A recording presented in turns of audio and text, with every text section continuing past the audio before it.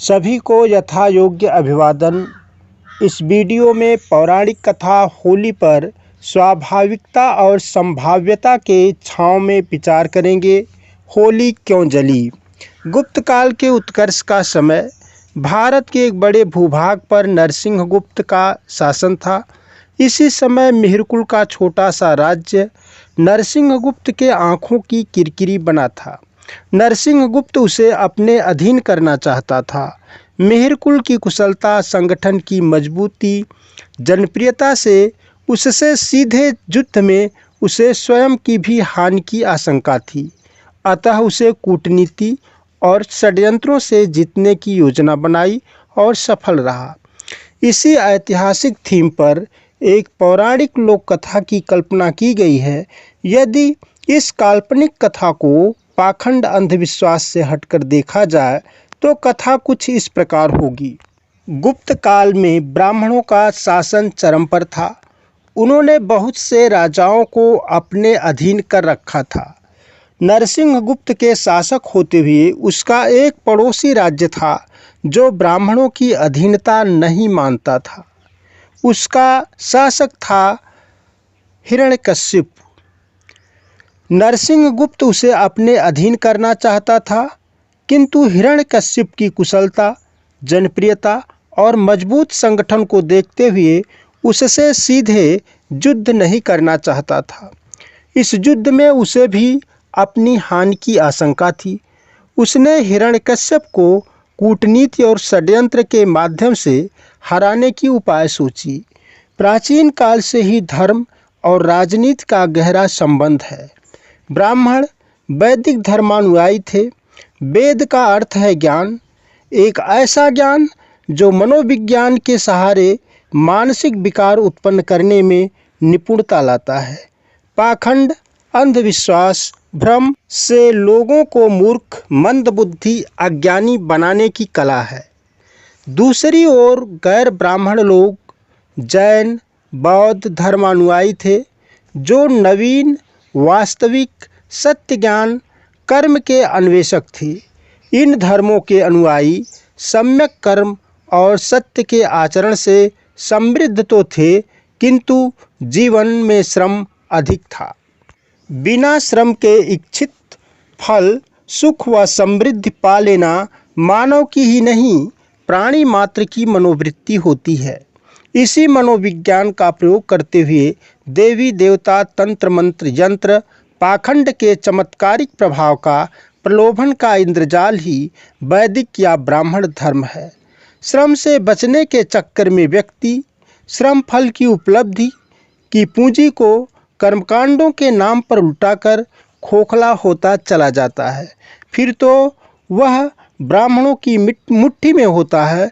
रिद्धि, वृद्धि, समृद्धि विधायक सम्यक कर्म, सम्यक ज्ञान, सम्यक चरित्र, सम्यक आचरण वाले धर्मों से लोगों को विरत करके हिरण्यकश्यप के राज्य को कमजोर करना तथा लोगों को अपने प्रभाव में लेना था, ताकि राजा के जन समर्थन को कमजोर करके उसका विनाश किया जा सके और ब्राह्मण राज्य के प्रभाव को बढ़ाया जा सके। ताकि राजा के जन समर्थन को कमजोर करके उसका विनाश किया जा सके और ब्राह्मण राज्य के प्रभाव को बढ़ाया जा सके। इसके लिए वे हिरण्यकश्यप के राज्य में वैदिक धर्म का प्रभाव बढ़ाना शुरू किया। हिरण्यकश्यप के राज्य के ब्राह्मणों से मिलकर इस योजना को धार दी गई।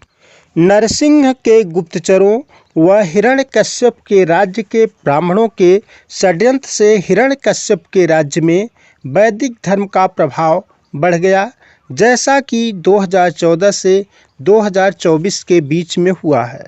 श्रमण धर्म राजतंत्र तक ही सिमट कर रह गया। राजा ने षड्यंत्र को रोकने के लिए राम नाम के प्रचार पर थोड़ी सख्ती बरती। प्राचीन काल की एक लोकगीत की पंक्ति है, राम नाम कोई लेन न पावे, जाके कहदा नर नारी से, राम नाम जो कोई लीहें, मरवे प्राण कटारी से। किंतु यह कड़ाई भी काम नहीं आई। देश में श्रमण धर्म का लोप प्राय हो गया। चारों ओर वैदिक धर्म, पाखंड, अंधविश्वास का बोलबाला हो गया। राजा और प्रजा में धार्मिक मतभेद हो गया। अब षड्यंत्रकारियों ने राज परिवार में भी धर्मभेद से मतभेद करने की योजना बनाने लगे। जिस विद्यालय में हिरण्यकश्यप का एकमात्र पुत्र प्रहलाद पढ़ता था, उसको राम यानी विष्णु महिमा की शिक्षा दी गई। प्रहलाद भी इस मनोविज्ञान पर आधारित नज़रबंदी की कला के अनुप्रयोग वाले धर्म से अभिभूत हो गया। एक दिन उसने अनुपम प्रयोग देखा। जब वह विद्यालय जा रहा था, रास्ते की कुम्हार बस्ती में आवा लगा था। उसमें आग धधक रही थी और कुम्हार दंपत किनारे बैठे राम राम कर रहे थे। प्रहलाद के पूछने पर उन्होंने बताया कि एक कच्चे बर्तन में बैठे बिल्ली के बच्चे आवा में लग गए हैं। बिल्ली के बच्चे बच जाएं और हमें पाप न लगे, इसीलिए भगवान से प्रार्थना कर रहे हैं। प्रहलाद विद्यालय चला गया। 2-3 दिन के बाद जब आवा बिल्कुल ठंडा हो गया था, सभी बर्तन पककर लाल हो गए थे, वह भी बिल्ली के बच्चों के हाल जानने की जिज्ञासा से रुक गया। कुछ देर बाद देखा कि बर्तनों के बीच से एक कच्चा घड़ा निकला और उसमें बिल्ली के बच्चे बिल्कुल सुरक्षित थे। बर्तन पर आंच तक नहीं लगी थी। यह चमत्कार देखकर जब प्रहलाद घर आया तो शाम को परिवार के लोगों के सामने यह बात बताई। सभी आश्चर्यचकित हो गए। उसकी बुआ होलिका, जो अशिक्षित थी, बालक की बात में दम भरने लगी। राजा ने बताया, यह सब झूठ है, यह असंभव, अस्वाभाविक तथा तथ्यहीन है। इसी को प्रमाणित करने के लिए आवा ठंडा होने पर बच्चों को कच्चे बर्तन में डालकर आवा में डाल दिया गया है। यह एक नाटक मात्र है। इस सृष्टि में कोई भी घटना प्रकृति के नियमों से इतर नहीं घट सकती।